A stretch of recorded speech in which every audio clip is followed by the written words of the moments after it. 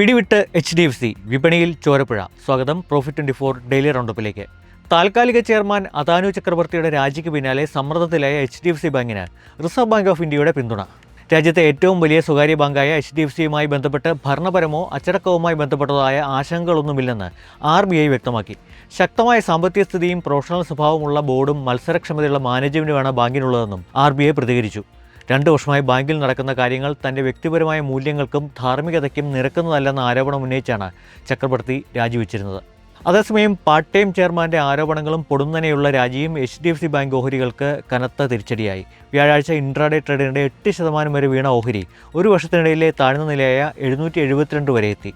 പിന്നീട് നില അല്പം മെച്ചപ്പെടുത്തി 800 രൂപയ്ക്ക് തൊട്ടു താഴെ വ്യാപാരം അവസാനിപ്പിച്ചു.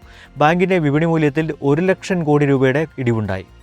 HDFCയുടെ ഇടിവ് ഇന്ത്യൻ ഓഹരി വിപണിയെ ആകെ പിടിച്ചു കുലുക്കുകയാണ്. ബാങ്ക് നിഫ്റ്റിയിലെ ഏറ്റവും സ്വാധീനമുള്ള ഈ ഓഹരിയിൽ മ്യൂച്വൽ ഫണ്ടുകൾക്കും മറ്റും വലിയ നിക്ഷേപമാണുള്ളത്. HDFCയുടെ ഓഹരി മൂല്യത്തിലെ ഇടിവ് നിക്ഷേപകർക്കും ഫണ്ട് ഹൗസുകൾക്കും ഒരുപോലെ കനത്ത ആഘാതമായിട്ടുണ്ട്.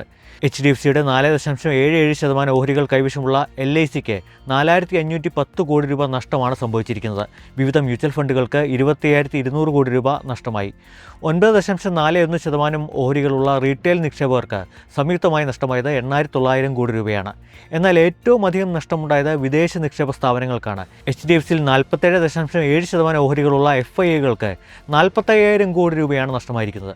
പ്രമുഖ FIIകളായ സിംഗപ്പൂർ സർക്കാരിന് 2150 കോടി രൂപയും വാൻഗാർഡിന് 1176 കോടി രൂപയും നഷ്ടപ്പെട്ടിട്ടുണ്ട്.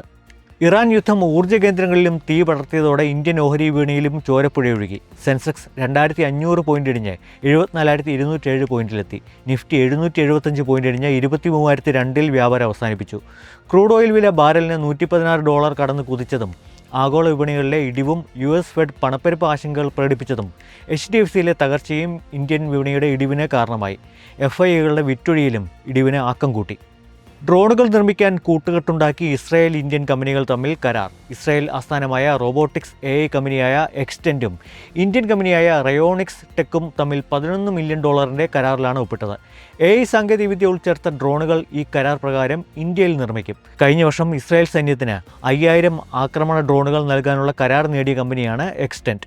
മിഡിൽ ഈസ്റ്റിലെ ഊർജ്ജ കേന്ദ്രങ്ങൾക്ക് മേൽ നടന്ന ആക്രമണങ്ങൾ ഇന്ത്യയെ നേരിട്ട് ബാധിക്കുന്നതാണെന്ന് കേന്ദ്ര പെട്രോളിയം മന്ത്രാലയം. ഖത്തറിലെ റാസ് ലഫാൻ അടക്കം പ്രധാന കേന്ദ്രങ്ങൾ ആക്രമിക്കപ്പെട്ടത് ഇന്ത്യയെ ബാധിക്കുമെന്ന് പെട്രോളിയം മന്ത്രാലയം ജോയിന്റ് സെക്രട്ടറി സുജാത ശർമ്മ പറഞ്ഞു.